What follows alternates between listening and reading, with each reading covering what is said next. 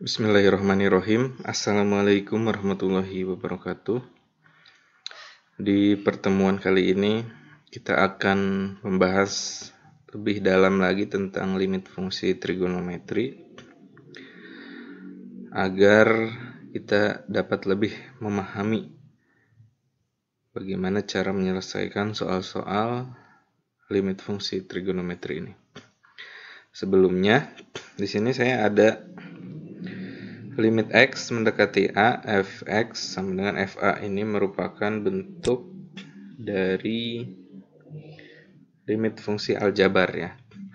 Jadi pada dasarnya itu sama, penyelesaian limit fungsi aljabar dengan limit fungsi trigonometri, yaitu dapat diselesaikan dengan cara, yang pertama selalu kita harus melakukan cara yaitu namanya substitusi.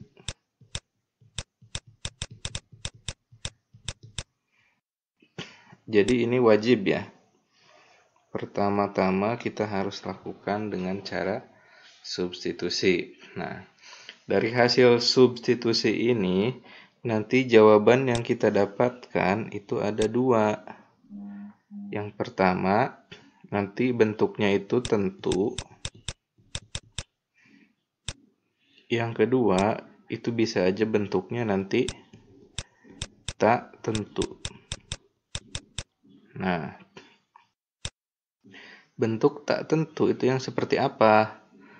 Yang bentuknya nanti itu hasilnya 0/0. Atau nanti yang hasilnya tak hingga. Atau nanti yang hasilnya negatif tak hingga, itu bentuk tak tentu.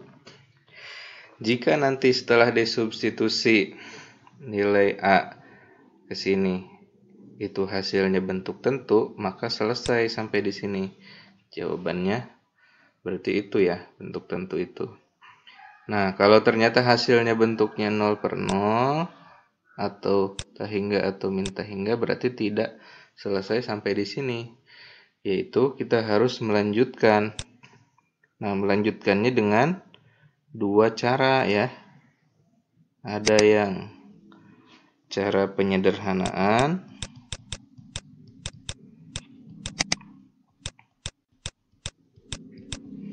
kemudian ada yang menggunakan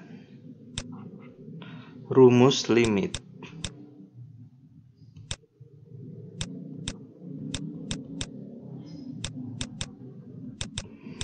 Nah, ini kan yang kemarin kita bahas nih, yang menggunakan rumus limit. Nah, jadi ceritanya seperti itu ya. Jadi kalau bentuk 0/0 itu nanti kita coba dulu dengan penyederhanaan, bisa enggak? Oh, kalau enggak bisa berarti pakai rumus limit seperti itu.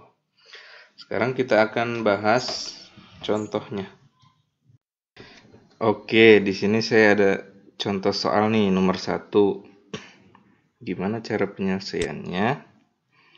Nah, ingat tadi ya, bahwa langkah pertama itu harus substitusi dulu. Kalau substitusi bentuknya tidak tentu, baru nanti kita lakukan penyederhanaan ya. Sekarang kita coba substitusi. Nah, kalau udah mau substitusi, nanti ini limit yang ini tidak perlu ditulis lagi ya. Jadi kita langsung ke sin 1/2. Nah, si X-nya ini ganti dengan ini ya. Langsung di sini dalam kurung pi/2 ditambah cos ini sama X ganti dengan ini pi/2. Nah, berarti di sini jadi sin. Nah, ini 1 kali pi kan pi ya. Per 2 dikali 2 4. Jadi sin pi/4 ditambah cos pi/2. Ingat nilai pi itu berapa? Nilai pi itu adalah 180 derajat ya. Harus diingat nih. Berarti sin 180 dibagi 4. Jadi sin 45 derajat ditambah cos 180 bagi 2, 90 derajat. Berapa nilai dari sin 45? 1/2 akar 2. Ditambah berapa nilai dari cos 90? 0. Sama dengan setengah akar 2 tambah 0, 1/2 akar 2. Nah, ini bentuk apa ini? Bentuk tentu atau tak tentu? Ini adalah bentuk tentu ya. Karena tidak 0/0, tidak tak hingga atau tidak min tak hingga. Berarti selesai sampai di sini. Inilah jawabannya gitu. Nah, kita akan coba nanti bagaimana yang bentuk tak tentu ya. Oke, kita lanjut ke soal nomor 2 ya. Di sini ada limit X menuju 1/4 pi cos 2X per cos X min sin X.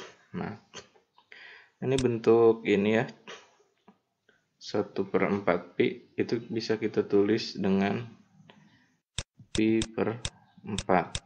Karena kan ini 1 dikali pi jadi pi per 4.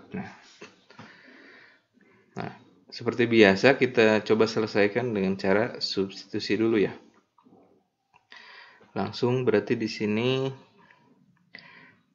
kita tulis cos 2 dalam kurung, masukin X-nya nih. Jadi pi per 4 kemudian per cos pi per 4 min sin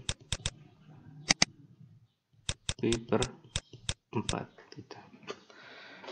Kita substitusi ya. Nah, jadi berikutnya ini kan 2 dengan 4 ya. Bisa kita coret, 2 dibagi 2 1, 4 dibagi 2 dapat 2. Ini 1 kali pi jadi pi per 2. Jadi di sini bisa menjadi cos pi per 2 seperti itu. Dibagi cos pi per 4 min sin pi per 4 sama dengan, nah cos pi per 2 itu berapa? 180 dibagi 2 90. Cos 90 itu 0 per cos pi per 4. 180 dibagi 4, 45 derajat. Cos 45 derajat 1/2 akar 2 min, ini sin 45 derajat juga sama, 1/2 akar 2. Jadi ini 1/2 akar 2 dikurangi 1/2 akar 2 kan 0 ya. Jadi ini 0 per 0. Ini merupakan bentuk tak tentu. Maka jawabannya bukan ini. Jadi kita harus melakukan penyederhanaan ya, atau menggunakan rumus limit. Nah, kita coba sederhanakan dulu nih. Baik, masih soal yang tadi, kita akan coba selesaikan dengan cara penyederhanaan. Karena setelah disubstitusi ini bentuknya adalah bentuk tak tentu, yaitu 0 per 0. Untuk penyederhanaan, nah, kita tidak boleh lupa ini rumus yang sudah kita pelajari di kelas 11 ya, yaitu rumus penjumlahan dan selisih sinus kosinus dan rumus sudut rangkap. Kira-kira yang ini pakai yang mana nih? Nah, jika kita lihat di sini yang paling pas sepertinya yang ini nih ya.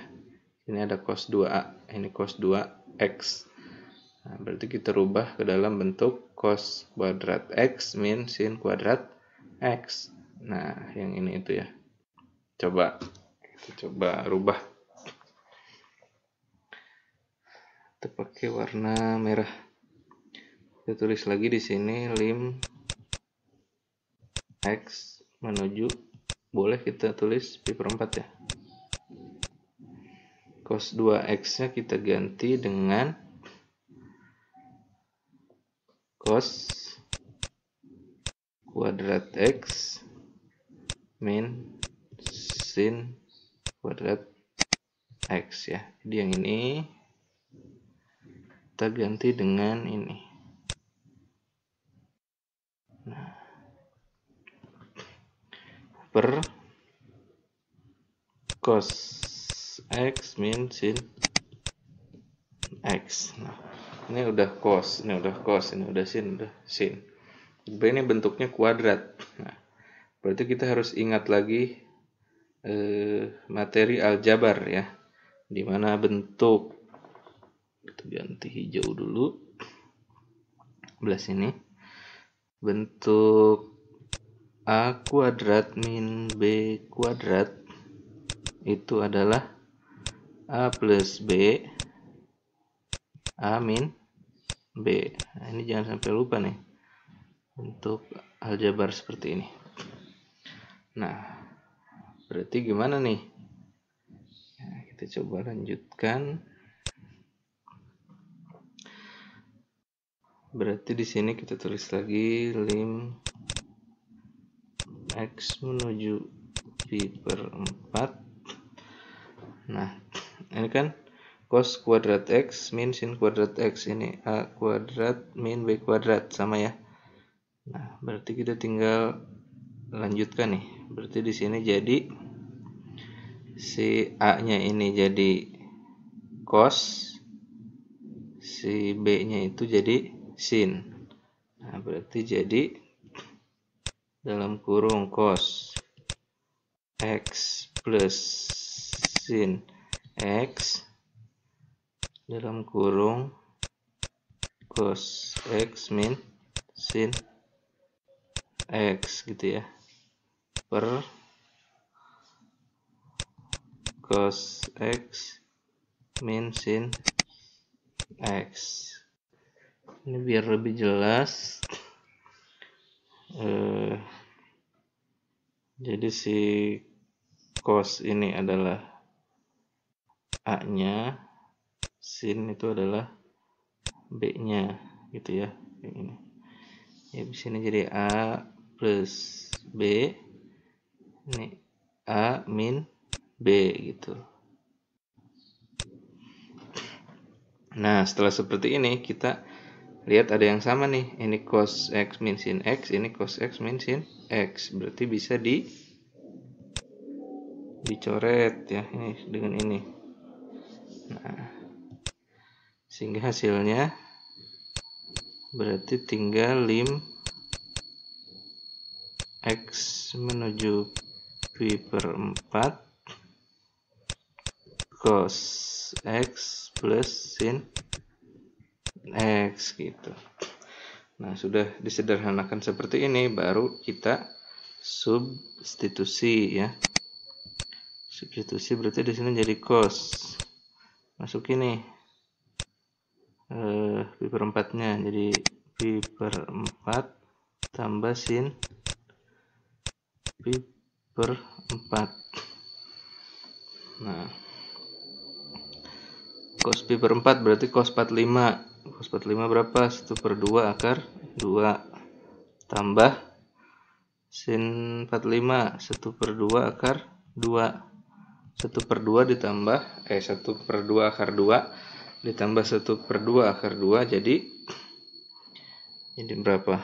Ini kalau gini kan ini akar 2 nya sama ya, akar 2, ini akar 2. Nah, berarti tinggal jumlahin aja nih, setengah ditambah setengah itu kan 1 ya, jadi 1 akar 2. 1 akar 2 itu sama aja dengan akar 2. Jadi ini jawabannya adalah akar 2. Ini adalah bentuk tentu. Nah, jadi seperti itu ya. Jadi kalau tadi hasilnya yang ini nih, terlihat di sini bentuknya tak tentu 0 per 0, maka kita selesaikan dengan cara penyederhanaan.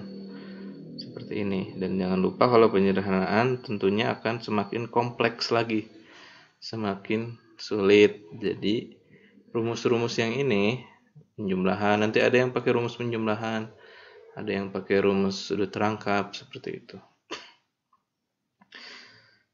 Baik, itu saja saya kira. Selamat belajar. Wassalamualaikum warahmatullahi wabarakatuh.